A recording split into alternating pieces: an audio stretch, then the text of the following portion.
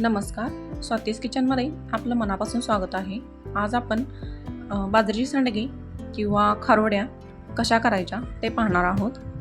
तर इथे मी बाजरी सांडगे सगळे घालून घेतलेले आहेत, ते तुम्हाला दाखवलेले आहेत.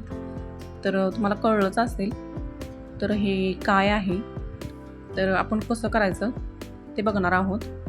तर बाजरी मी स्वच्छ धुवून भिजत ठेवलेली आहे.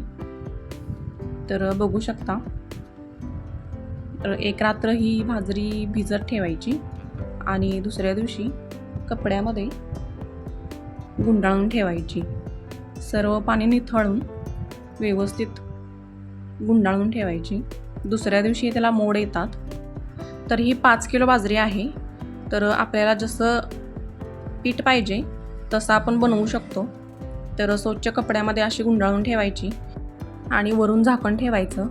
तर याच्यावरती मी एक ताट झाकलेलं आहे. तर बघू शकता अशा पद्धतीने ही बाजरी मी गुंडाळून ठेवलेली आहे कपड्यामध्ये. तर हे दुसऱ्या दिवशी मी सावलीला वाळत घातलेली आहे. तर ह्याला छान असे मोड आलेत. तर बघू शकता अशी छान अशी वाळत घातलेली आहे. तर फॅनच्या खाली किंवा सावलीमध्ये वाळत घाला, उन्हामध्ये घालू नका. तर सकाळी वाळत घालायची आहे. तुमचा स्वयंपाक किंवा बाकीचं काम होईपर्यंत बाजरी वाळते आणि बाजरी वाळल्यानंतर आपण मिक्सरलाही बारीक करणार आहोत किंवा जात्यावरती जरी बारीक केली तरीसुद्धा चालते. तर जास्तही पीठ करायचं नाही. एकदम मोठा रवा असतो त्या पद्धतीनं आपल्याला ही बाजरी बारीक करायची आहे. तर बघू शकता ही आता सर्व गोळा करून आणलेली आहे मी. अशा पद्धतीने ही बाजरी वाळली जाते. मिक्सरच्या भांड्यामध्ये घालून चालू बंद करून शना फिरवून घ्यायची आहे. तर अशा पद्धतीने ही रवाळ अशी बारीक होते. तर चाळणीनं चाळून थोडंसं खाली पीठ पडतं. तर वरची थोडीशी बाजरी राहिलेली असते ते आपण परत आणि फिरवून घ्यायची आहे. अशा पद्धतीने सगळं पीठ मी बनवून घेतलेलं आहे. तर आपण मसाला करूयात. तर मसाल्यामध्ये जिरे आणि लसूण घेतलेला आहे भरपूर. तुम्हाला पाहिजे असेल तर तुम्ही हिरवी मिरचीसुद्धा घालू शकता. तर इथे मी पाणी उकळून घेतलेलं आहे. ज्या भांड्याने आपण बाजरीचा रवा मोजतो तर त्याच भांड्याने 2 भांडी मी पाणी इथं उकळून घेतलेलं आहे. तर बघू शकता. तर थोडंसं गार पाणी घातलेलं आहे, कारण गार पाणी घातल्यानंतर आपण जो रवा घालणार आहोत त्याच्या गाठी होत नाहीत, तेवढ्यासाठी आपण थोडंसं गार पाणी घातलेलं आहे. तर इथे मी मीठ आणि लाल तिखट घातलेलं आहे. तर हे सगळं उकळून द्यायचं आणि जो मसाला आपण केलेला आहे लसूण आणि जिरे ते आपण ह्याच्यामध्ये घालणार आहोत. थोडीशी कोथिंबीर घेतलेली आहे आणि कढीपत्ता हे मी चिरून घेतलेला आहे. तर ते मी ह्याच्यामध्ये घातले.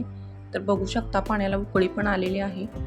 तर आता आपण सगळं मिक्स करून घेऊयात आणि जो रवा काढलेला आहे बाजरीचा तो आपण ह्याच्यामध्ये आपण वैरून घ्यायचा आहे.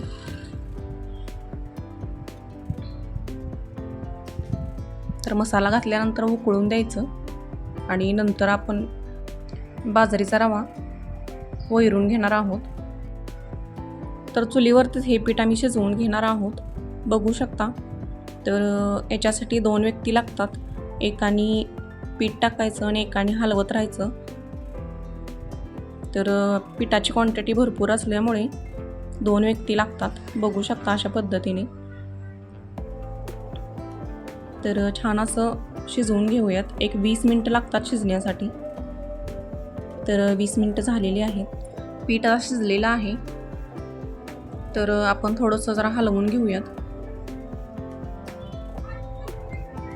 तर छान असं पीठ आपलं शिजलेलं आहे. बघू शकता एकदम घट्ट झालेलं आहे. तर पीठ हे असंच लागतं सांडग्यासाठी. जास्त पातळही नको आणि जास्त घट्टही नको. गार झाल्यानंतर परत आणि ते घट्ट होतं. तर हे मी गार होण्यासाठी काढलेलं आहे ताटामध्ये. तर गार झाल्यानंतरच आपण सांडगे घालणार आहोत. तर असं गार करण्यासाठी ठेवायचं आहे. तर आपण सांडगे घालूयात. तर एका ताटामध्ये तुम्हाला दाखवण्यासाठी मी सांडगे घालून घेतलेले आहेत. बाकीचे मी मोठ्या ताटामध्ये घालणार आहे. तर हे सांडगे जरा मोठेच असतात. वाळल्यानंतर बारीक होतात. बघू शकता हे आता वाळलेले आहेत सगळे, त्यामुळे किती छोटे झालेले आहेत. तर काही सांडग्यामध्ये मी थोडेसे शेंगदाणे घातलेले आहेत. तर बघू शकता हे मी शेंगदाणे घातलेले सांडगे आहेत. तर हे मी तळून दाखवते. तुम्ही भाजून खाल्ली तरीसुद्धा चालतात, थोडंसं तेल घालून भाजायची. तर खूप छान हे सांडगे होतात. तर असे लालसर थोडे होईपर्यंत भाजायचे. तर अशा पद्धतीने ही सांडगे केले जातात. तर रेसिपी कशी वाटली नक्की सांगा आणि चॅनलला लाईक, शेअर आणि सबस्क्राईब करायला विसरू नका. धन्यवाद.